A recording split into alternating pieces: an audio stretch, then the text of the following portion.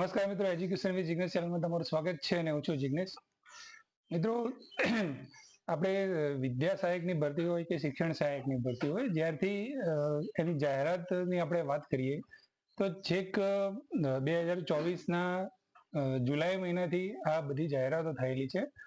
પણ એ જે એની અંદર જે પણ પ્રોમિસ આપણને કરવામાં આવ્યું હતું કે ભાઈ આટલા ટાઈમની અંદર ભરતી પૂરી થઈ હશે અને ઓર્ડર અપાઈ જશે, તો એનું જે પ્રોમિસ હતું, તો ભરતી પૂરી કરવાનું જે વચન હતું, એક પણ હજુ સુધી એના ટાઈમે પૂરું નથી થયું. અને હવે લાસ્ટમાં જ્યારે આપણે વાત કરીએ કે જ્યારે લોકોએ રજૂઆતો કરી હતી ઘણી બધી, ત્યારે એ લોકોએ 9 થી 12નું એક શેડ્યુલ મૂક્યું હતું કે ભાઈ 30 એપ્રિલ સુધીમાં અમે બધી ભરતીઓ પૂરી કરીશું.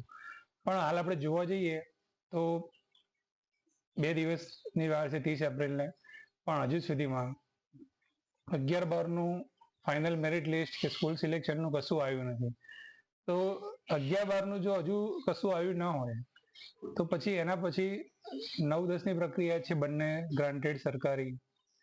11-12ની પૂરી થાય પછી 9-10ની પૂરી થાય, ને આ બધું જ પૂરું થતા હાલની જે ગતિ જે છે ભરતી કરવાની, એમાં ખાસ કરીને આ 9 થી 12નું જે ભરતી બોર્ડ રહ્યું એ ખરેખર એમની કામગીરી એક માથાના દુખાવા સમાન છે.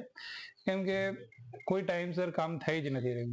જે પણ એ લોકો પ્રોમિસ આપે છે કે જે કંઈ પણ એ લોકોના વાયદા હોય છે, એક પણ વાયદા પ્રમાણે એમનું કામ પૂરું થતું નથી.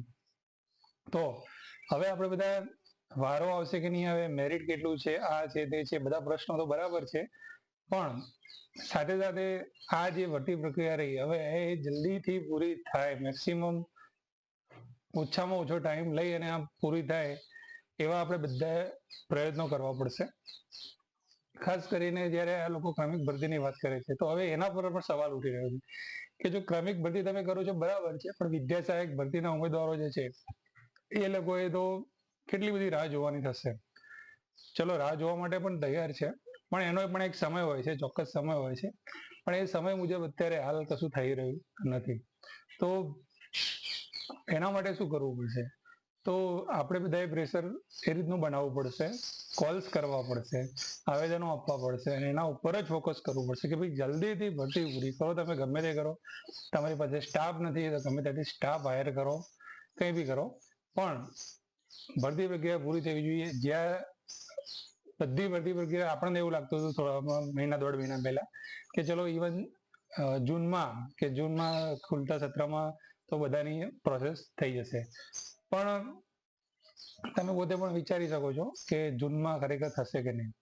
તો જૂન આવતા કદાચ 11-12નું પતે, જુલાઈમાં 9-10નું પતે, એવું લાગે. જો કદાચ રેગ્યુલર કરે તો, કારણ કે એટલા દિવસો તો લાગે જ, તો વિદ્યા સહાયકોનું શું?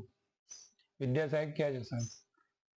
15મી ઓગસ્ટ પહેલા કશું થવાનું લાગતું નથી વિદ્યા સહાયકનું. બરાબર, આ કડવું છે પણ સાચું છે, કારણ કે જે પ્રમાણે પ્રોસેસ છે એ પ્રમાણે. હવે જે ઉપરથી ગતિશીલતા નથી મળતી તો વિદ્યા સહાયક વાળા પણ ઠંડા થઈને બેસી ગયા છે, નથી જગ્યાઓ જાહેર કરતા કે નથી કશું આગળ પ્રોસેસ કરતા. બરાબર છે. તો જેટલા પણ આપણી ચેનલના સબસ્ક્રાઈબર છે, વ્યુઅર્સ છે, બધાને વિનંતી છે કે તમે તમારી રીતે પ્રયત્ન કરો. બધા જ લોકો પ્રયત્ન કરશે તો થશે. શું કરવાનું છે? તો તમને સ્ક્રીન ઉપર અત્યારે હાલ જે નંબર દેખાઈ રહ્યો છે એ 9 થી 12 ભરતી બોર્ડનો એડમિનિસ્ટ્રેશનનો નંબર છે. આ નંબર ઉપર બધા જ મિત્રો ફોન કરો. રવિવાર રજા હોય તો કદાચ સોમવારથી સ્ટાર્ટ કરો. અલગ અલગ નંબર ઉપરથી વારંવાર ફોન કરીને કરો, ક્યારે કરો છો પ્રોસેસ, ક્યારે પ્રોસેસ કરો છો, બધા અલગ અલગ નંબર ઉપરથી કોલ્સ કરશો તો એનું કંઈક થઈ શકે છે. એ સિવાયની વાત કરીએ તો આ નંબર છે આપણા શિક્ષણ મંત્રી કુબેર ડિંડોરનો. આ નંબર ઉપર ફોન કરો. બધા અલગ અલગ નંબર ઉપરથી પોતાના નંબર ઉપરથી કોલ કરો ને વારંવાર ફોન કરો અને કહો કે સાહેબ તમે કહ્યું હતું આ તારીખનું, 3 મહિનાનું, 2 મહિનાનું, 1 મહિનાનું, ક્યારે ભરતી કરો છો? રાજ્ય કક્ષાના શિક્ષણ મંત્રી પ્રફુલ પાનસેરિયાનો પણ આ નંબર છે, એમને પણ કોલ કરીને પૂછો. આપણો હક છે. આપણી સાથે 2023ની અંદર આસપાસમાં તલાટીની પરીક્ષા લેવાઈ હતી, જુનિયર ક્લાર્કની પરીક્ષા લેવાઈ હતી, બધા 1-1 વર્ષથી નોકરી કરીને શાંતિથી પગાર લઈ રહ્યા છે. તો શિક્ષકોની સાથે જ કેમ આવું? અને સૌથી વધારે જરૂરિયાત તો શિક્ષણમાં હોય છે, અને જો જૂનથી પણ શિક્ષકો શાળાઓને નહીં મળે તો શું સ્થિતિ થશે? હાલ આપણે કચ્છની જ વાત કરીએ તો 4300 ની ઘટ હતી. પાછા જે સિનિયર શિક્ષકોને આચાર્યનો ચાર્જ આપશે તો એ ઘટ પાછી 4700 પહોંચવાની છે. તો એનું શું? ઉમેદવારોનું તો નહીં, કમસે કમ શાળાઓનું કે બાળકોનું તો વિચાર. તો એવું પણ નથી વિચારતા. તો બંને મંત્રીઓના તમને નંબર આપ્યા, એડમિનિસ્ટ્રેટરનો નંબર આપ્યો, અને વિદ્યા સહાયક ભરતીમાં જગ્યાઓ હજુ સુધી અપડેટ નથી કરતા, બધું તૈયાર છે છતાં પણ. તો આ સ્ક્રીન ઉપર તમને નંબર જે દેખાઈ રહ્યો છે એમાં જોશી સાહેબનો, નિયામક સાહેબનો છે. એમને પણ બધા એ નંબરમાં વાત કરશે. તમે બધા એ રીતનું પ્રેશર એ રીતનું બનાવો કે એમને જવાબ આપવો જ પડે.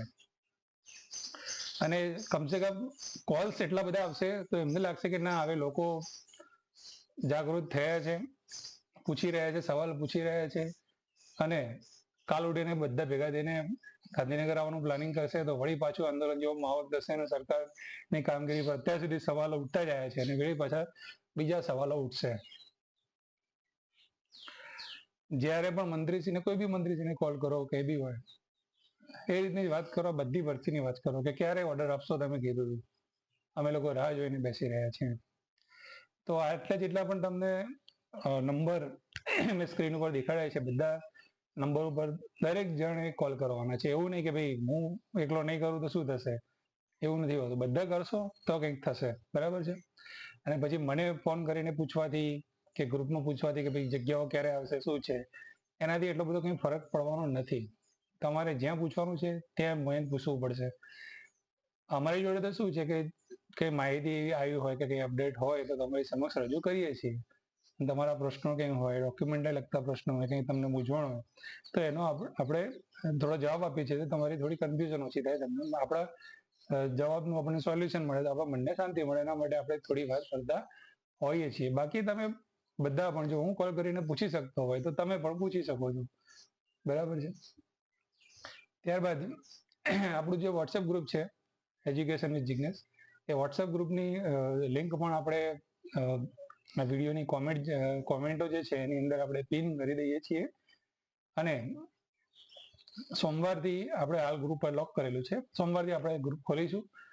તમને જેટલા પણ લોકો કદાચ કોલ કરો છો તો કદાચ કોલને રેકોર્ડ થઈ શકે, અથવા ના થઈ શકે તો પણ તમારે શું વાત થઈ તમે ગ્રુપમાં જણાવી શકો છો, અથવા તો મને વ્યક્તિગત રીતે તમે એને મોકલી શકો છો. તો આપણે એને બધા સમક્ષ લાવીશું કે જો ભાઈ આવી આવી વાતો થઈ છે, આવી રીતે લોકો પ્રયત્નો કર્યા છે. અને જો તમે ગાંધીનગરની આસપાસ રહેતા હોય અથવા ગાંધીનગરમાં રહેતા હોય તો તમે રૂબરૂમાં જ્યારે પણ જાઓ છો કઈ બી રજૂઆત માટે, આપણે જગ્યા વધારવા માટે પણ જઈએ છીએ, તો આ વસ્તુ પણ કેવી જરૂરી છે. કેમ કે એટલું તમે બીજું આપણી પોતાની પર્સનલ રજૂઆતો કરીશું, પણ આ વસ્તુ જો નહીં થાય તો પછી શું કામનું છે. દિવાળી આવી છે, એક એક દિવસ, એક એક મહિનો આપણા માટે મહત્વનો છે. અત્યાર સુધી મહેનતો કરેલી છે અને જો બધું જેટલું લેટ થશે એટલું નુકસાન છે. અને સરકારને તો શું છે, એમને તો વર્ષોથી આટલી ઘટ ચાલી જ આવે છે, બરાબર. જીતુભાઈ વાઘાણી વખતમાં જયારે 3300 વાળી ભરતી થઈ ત્યારે પણ 17-18 હજાર શિક્ષકોની જગ્યા ખાલી હતી અને એમાં પણ 12,500 જગ્યાઓની ભરતી કરવા માટે ઉમેદવારો બહુ બધા ગરમીમાં આંદોલન કર્યા હતા, બહુ તડકામાં લોકો, પણ એને કોઈ અસર નથી થઈ. એ લોકોએ જગ્યા વધારો નહોતો કર્યો, બરાબર. એટલે વર્ષોથી ઘટ ચાલી આવે છે, એ લોકોને કંઈ ફરક નથી પડતો. જેટલું ઉમેદવારો પ્રેશરાઇઝ કરશે એટલું કામ થશે. ને આપણે બધાને ખબર જ છે કે ઘણા બધા આંદોલનો થયા છે આ ભરતી લાવવા માટે, ત્યારે એ ભરતી આવી છે. તો હવે એને આખરી ઉપર છેલ્લે આપણે લાવીને એને ઢીલું મૂકી દઈએ તો કેમ ચાલશે. તો દરેકને વિનંતી છે, રિક્વેસ્ટ છે, આ બધા નંબર ઉપર કોલ કરો. બધા કોઈના માટે નહીં તો પોતાના માટે કરો, બરાબર છે. તો ભરતી બાબતમાં ક્યાં સુધીમાં પૂરી થશે, શું છે, તમને પણ શું લાગી રહ્યું છે, આ વસ્તુ કરવી જોઈએ કે નહીં, અથવા તો બીજું શું કરી શકાય, એ કંઈ બી તમારે વાત કરવી તમે આ વિડીયોના કોમેન્ટમાં જરૂરથી જણાવજો, બીજા લોકો પણ જાણી શકે. આ બાબતમાં, ક્રમિક ભરતી બાબતમાં કે કંઈ બી બીજી કોઈ બાબતમાં તમારો બીજો કોઈ પ્રશ્ન હોય તો તમે કોમેન્ટમાં જરૂરથી શેર કરી શકો છો. હું ચોક્કસથી એનો જવાબ આપીશ. અને આ વિડીયો અને એના આગળના વિડીયોની જે પણ કંઈ કોમેન્ટો છે એ આવતા વિડીયોમાં આપણે એના જવાબો સાથે ફરીથી આપણે મળીશું. ત્યાં સુધી જય હિન્દ, જય ભારત, સિંહ.